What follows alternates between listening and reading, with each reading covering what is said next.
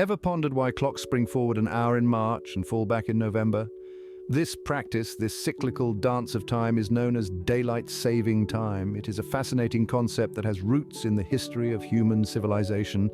A temporal phenomenon with a rich tapestry of stories behind it, daylight time is a subject that inspires curiosity and intrigue alike. This concept, abbreviated as DST, is a brilliant example of human ingenuity. It's a testament to our ability to adapt and evolve with the changing world. It demonstrates how we as a race have learned to manipulate time itself to our advantage. It's an age-old practice that offers a window into the past, the present, and the future of mankind. The concept of daylight saving time, or DST as it is commonly referred to, traces back to the late 18th century. It was a time when human civilization was on the brink of momentous changes. Scientific advancements were revolutionizing our understanding of the world, and amidst this whirlwind of progress, the idea of DST was born. The concept was initially proposed Franklin, one of the founding fathers of the United States.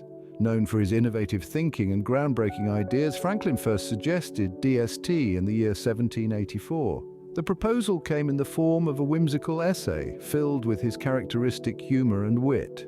In the essay, he suggested that Parisians could save on candles by waking up earlier to use the morning sunlight. This idea, while entertaining, was largely theoretical at the time. For many years, DST remained just an idea, a fascinating concept that was yet to be put into practice.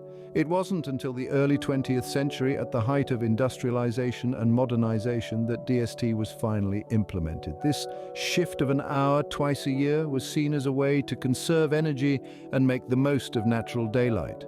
However, it remained just an idea until the early 20th century. Over the years, daylight saving time has become an integral part of our lives. It has shaped our routines, our habits, and our understanding of time itself. And even today, as we continue to spring forward and fall back, we carry with us the legacy of this remarkable concept. The onset of World War I marked the first practical application of daylight saving time, a concept that was to change the everyday lives of people all around the globe. In the throes of a massive international conflict, Germany was the first country to implement this time-altering strategy. The year was 1917, and it was the month of April, with spring in full swing and the severity of the war being acutely felt. In an effort to conserve fuel during these dire circumstances, German officials decided to advance their clocks by a full hour. This seemingly simple act, shifting the hands of time, was a significant strategic maneuver aimed at making the most of daylight hours and minimizing the use of artificial light, thus saving precious energy resources. This novel idea quickly caught the attention of other European nations.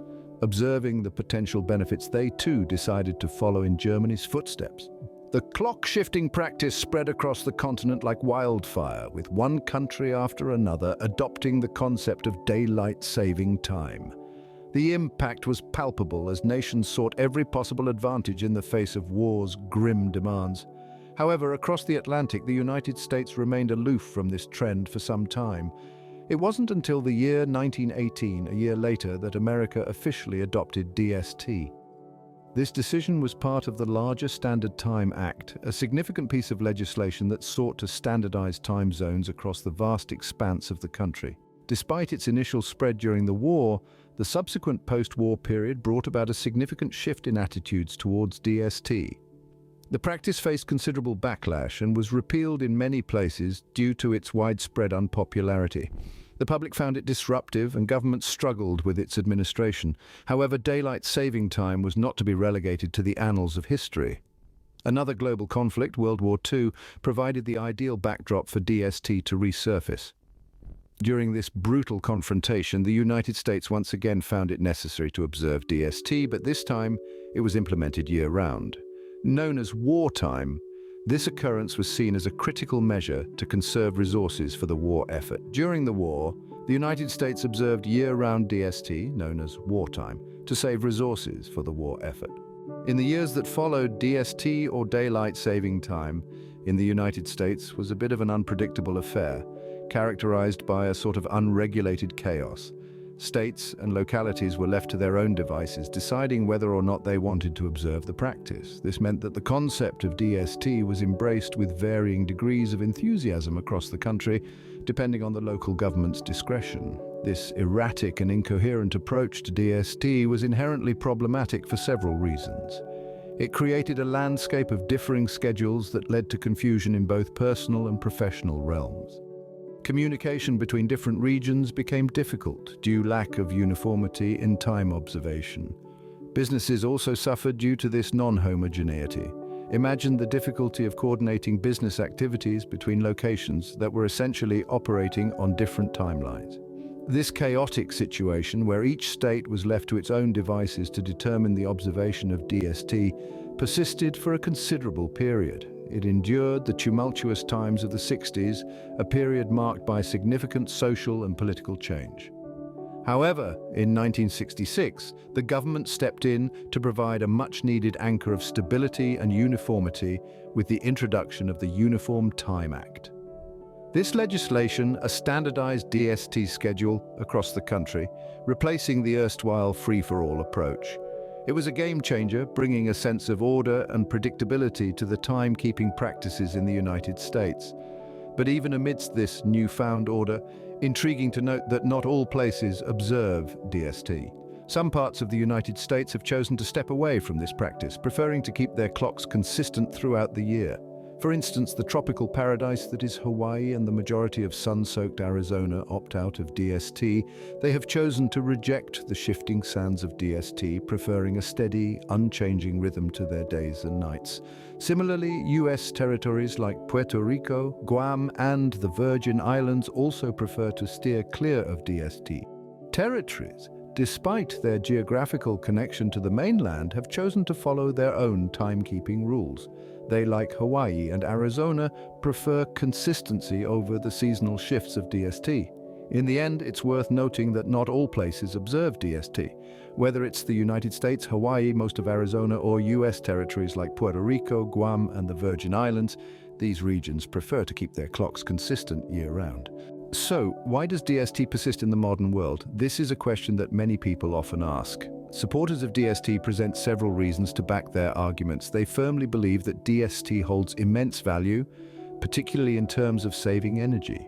It is commonly argued that the practice of adjusting our clocks in response to the shifting patterns of daylight can to a considerable reduction in electricity consumption. This is because the extended hours of daylight during the evenings mean that artificial lighting is required for fewer hours, thereby leading to a decrease in energy use. Additionally, proponents of DST argue that it plays a crucial role in reducing traffic accidents. The rationale behind this assertion is that with DST, the sunlight synchronizes more closely with humans' active hours, resulting in fewer accidents due to better visibility conditions during high traffic periods. Another point often cited by DST supporters is its potential to boost leisure activities. By providing more daylight during the evening when most people are off work, it encourages outdoor activities, promoting physical health and psychological well-being. However, as we delve deeper into the DST conundrum, we find that these benefits are increasingly being called into question. Skeptics argue that the energy savings resulting from DST are in reality quite marginal. Furthermore, they contend that the disruption caused to human sleep patterns by changing clocks twice a year far outweighs any potential benefits. This disorientation, often referred to as jet lag, can lead to decreased productivity and an increase in health issues. In conclusion, daylight saving time has had a long and complex history. It started as an idea by noted polymath Benjamin Franklin, who proposed it as a means to conserve candles. Later, it was implemented during the World Wars, initially as an effort to save energy for the war effort. The journey of DST has been anything but straightforward, marked by constant debates and changes in its implementation. Despite the challenges and differing opinions, DST continues to be a significant part of our lives in many parts of the world. So the next time you adjust your clock for daylight saving time, remember you're participating in a tradition that's over a century old and has its roots in war, resource conservation, and our human relationship with the sun. Voiceover, let's hop across the pond, shall we, to delve deep into how the European Union deals with the concept of daylight saving time. The intricate system of DST has been a staple in the EU since the year 1980. This is parallel to many other regions around the globe where people collectively adjust their clocks. In the EU, this time-changing practice is observed meticulously. All member states, without exception, turn their clocks forward by precisely 1 hour on the last Sunday of the month of March. This is done in an attempt to extend evening daylight and reduce the dependence on artificial lighting. They then switch it back by the same 1 hour on the last Sunday of October, marking the end of daylight saving time and the return to standard time.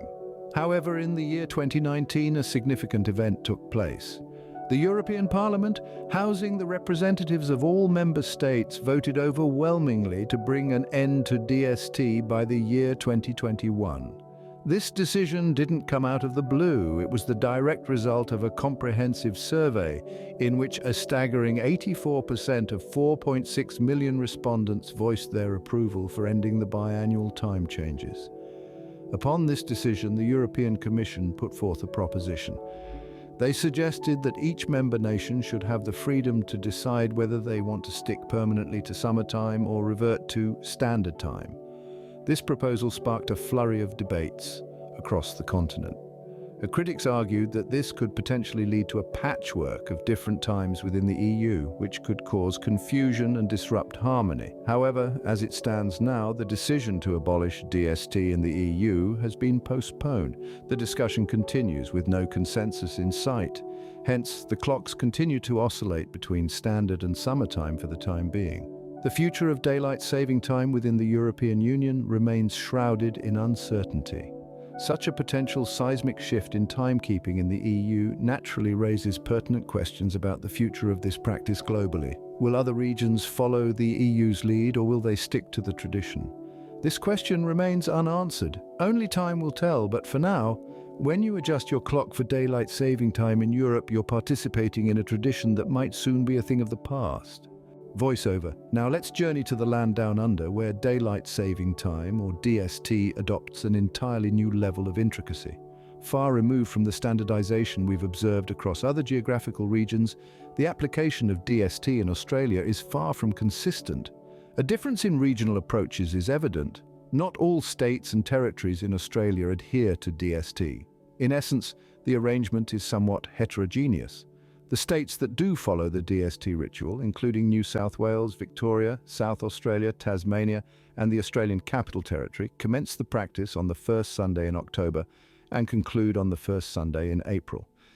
This specific period follows the Southern Hemisphere summer, when daylight periods are longer. However, for the states of Queensland, the Northern Territory, and Western Australia, they've chosen to discard DST entirely. This divergence from the norm is a source of friction and has been the focus of much debate and controversy over the years. There have been numerous polls and referendums on the matter, mirroring the contentious nature of DST in Australia. Its divisiveness is a reflection of the country's diverse attitudes to the practice. There are advocates for DST who argue it saves energy by reducing the need for artificial lighting in the evening and promotes outdoor activities due to extended daylight hours. On the flip side, there are opponents who believe it causes more harm than good. They cite health issues such as disturbed sleep patterns and increased stress levels, along with disruption to routines and schedules, as major concerns. Despite the ongoing debates and divergent views, no consensus has been reached, and the existing arrangement continues to hold. As such, the skirmish over DST in Australia remains a hot topic. So when you're adjusting your clock for daylight saving time in parts of Australia, you're participating in a tradition that, despite its controversies, continues to endure. As we've seen, DST is a complex issue with a rich history and a future that's anything but certain. Voiceover. Now, let's travel from the Southern Hemisphere to the expansive landscapes of Russia, where the narrative of daylight saving time, or DST, has experienced countless dramatic changes. Initiating DST in 1981, Russia joined a myriad of countries with the objective of conserving energy and enhancing the usage of daylight across the longer daylight hours annually. This approach was widely accepted and implemented for several decades. In an unforeseen development, a decision was made by the Russian government in 2011 to adopt DST throughout the year. The primary motive behind this massive change was to minimize the adverse effect on citizens' sleep cycles caused by the biannual time adjustment. Additionally, the decision aimed to lower the rate of suicides, which, as per various studies, tended to rise when the clocks were adjusted forward. However, this radical change faced a considerable amount of resistance from the public. The dark mornings, especially in the northern regions, posed significant challenges. The absence of daylight during morning hours created an array of issues, from practical to psychological. This experimental phase of permanent DST, despite the initial positive intent, lasted for a brief period of 3 years before it was reversed in 2014. Russia then shifted to a permanent standard time, essentially stepping away from the DST controversy. The result of this decision is the current situation, where the sun rises and sets at virtually the same time across the nation, independent of the seasonal changes. The Russian journey with DST illuminates the intricacies and disputes linked to this practice. It serves as a testament to the fact that each country shares its unique connection with this tradition of time adjustment, shaped by its unique geographical and cultural context. As we delve deeper into our exploration of DST across the globe, we will discover more about these differing relationships and the fascinating history behind them.